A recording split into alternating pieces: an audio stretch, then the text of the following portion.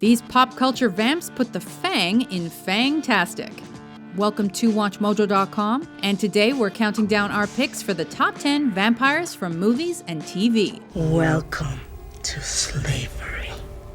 No thanks. I already had a wife. For this list, we're focusing on movie and TV characters that are 100% vampires. No half-human hybrids on this list, and no vamps based on video games. Some motherfuckers are always trying to ice skate uphill. Number 10, Selene, the Underworld franchise. While we could have given this spot to another hunter of evil beings like Blade, we gave it to a character that's all vampire and all woman. As the only female vamp on our list, Selene proves ladies can be as tough as the boys.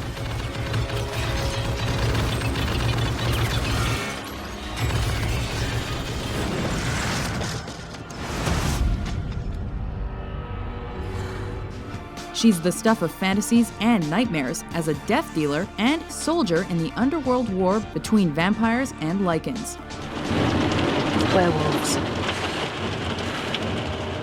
Driven by vengeance after her family is killed, Selene must unravel an elaborate conspiracy before she can satisfy her thirst for retribution.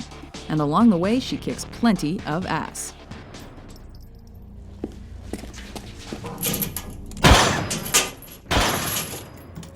I have to get you out of here. Number 9, Lestat de Lioncourt, Interview with the Vampire. I assume I need no introduction. Also called the Brat Prince, Lestat is the vainest vamp on our list. It's only the finest for him, as he loves fashion, theater, literature, and all things beautiful. Lord, what I wouldn't give for a drop of good old-fashioned Creole blood. Yankees are not your taste? Their democratic flavor doesn't suit my palate, Louis. Sometimes a father figure to his friends, sometimes a dictatorial leader. This anti-hero lives more for carnal desires and less by his conscience than his companions Claudia and Louis de Pointe-du-Lac.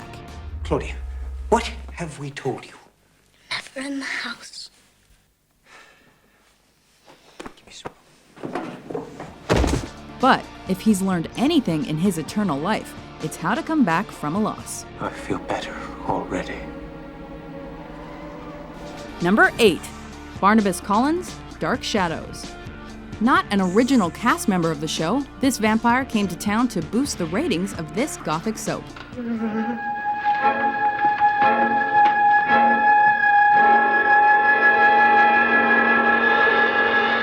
And boost them he did. His story and charm worked for audiences, and he soon became the star of the show. Beginning his run as a lovelorn 175-year-old vamp who's mourning the loss of his love Josette, Barnabas eventually transforms from a self-centered rake to a selfless hero. I don't want to harm anyone, despite the failure of my hope that by transcending time I could change what I am. Number 7, David, the Lost Boys. As the leader of a punk-influenced gang, David is the perfect candidate to be the leader of a coven of vamps. Let go! Unto what? You are one of us, Michael!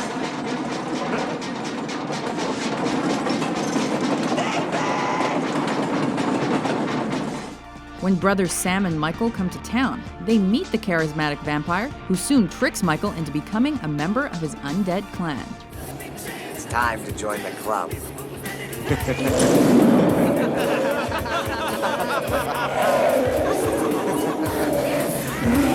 Crafty and ruthless when it comes to changing his new recruit, David is the bad guy.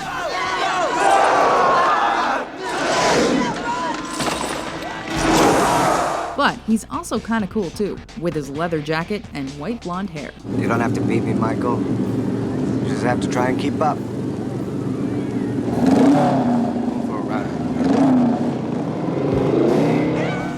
Number 6, Eric Northman, True Blood. Who are you? Eric Northman. But to you, the true death. At over a century old, he's one of the most powerful vamps on our list. It's no game to me. With his Viking good looks, unmatched strength, and cocksure attitude, Eric oozes sex appeal, which is why he can compete in the romance department against another vamp like Bill Compton.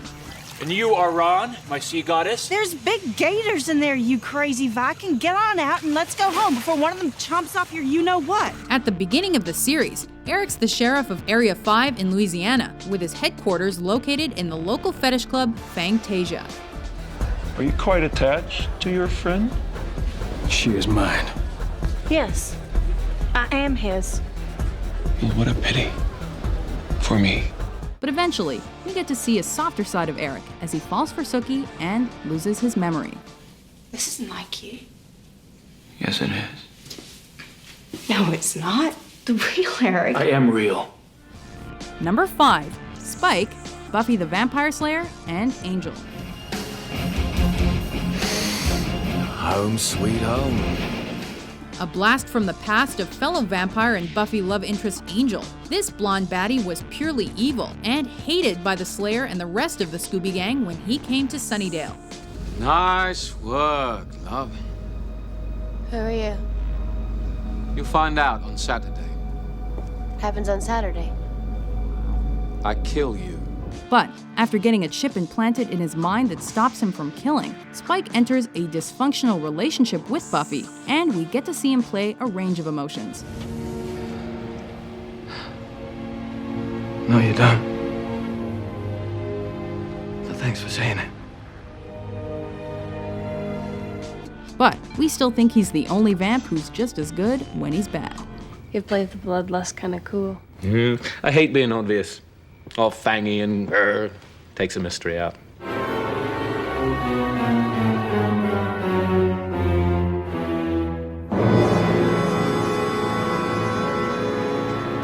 Number 4, Count Orlok, Nosferatu, A Symphony of Horror. We're used to seeing vampires with otherworldly beauty, but that's not the case with this character. While he's based on Dracula, Orlok looks more like a monster. Tall and thin with bony fingers and ghoulish eyes, he appears almost alien-like with a bald head and pointy ears.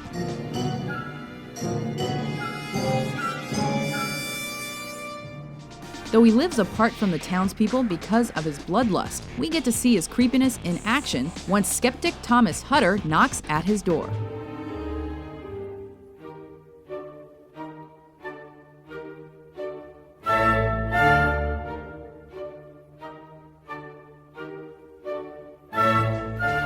Number 3, Count Dracula, Vlad the Impaler, Bram Stoker's Dracula. Count Dracula? I am Dracula. Though he's rarely a sympathetic figure, you can't help but feel for this version of the Count. The luckiest man who walks on this earth is the one who finds true love. Gary Oldman's interpretation somehow makes it seem like Dracula still has some semblance of humanity. He's more of a tortured soul than a creature out for blood, as he mourns the death of his wife. My prince is dead. All is lost without him. May God unite us in heaven. This Dracula makes you think about the beauty of life and how its beauty may be in its fragility.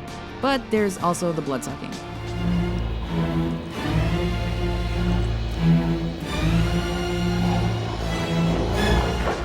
Number 2, Count Dracula, the Hammer Dracula series.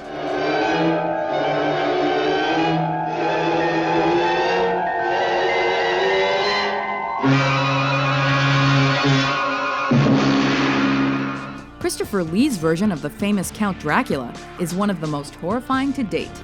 Definitely one of the most bloodthirsty incarnations of the famous vampire on our list. Viewers watch in horror as he seduces and drains victim after victim.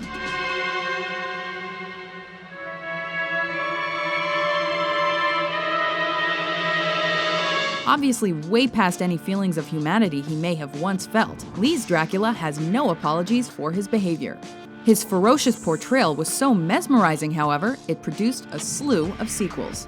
The Scars of Dracula.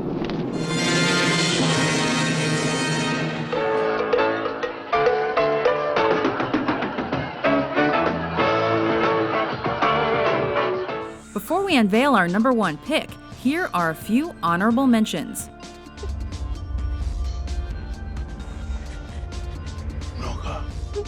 Welcome to Fright Night.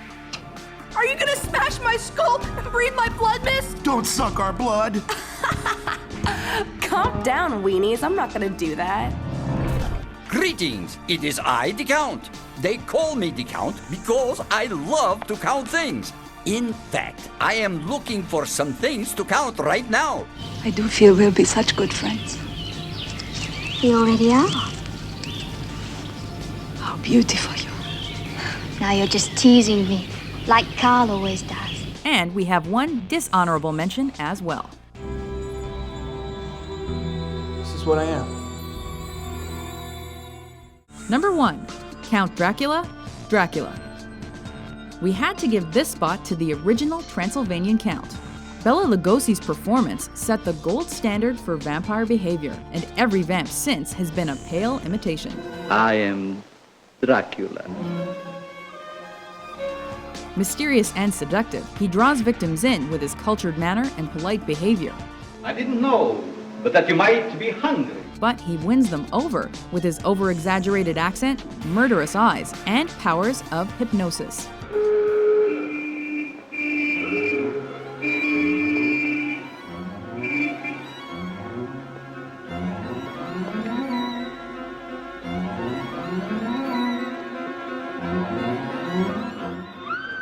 His victims don't even know what hit them. Do you agree with our list? Which famous fangs do you find the most terrifying? For more bloodthirsty top 10s published every day, be sure to subscribe to atchmojo.com. I will not do things I cannot agree with or understand.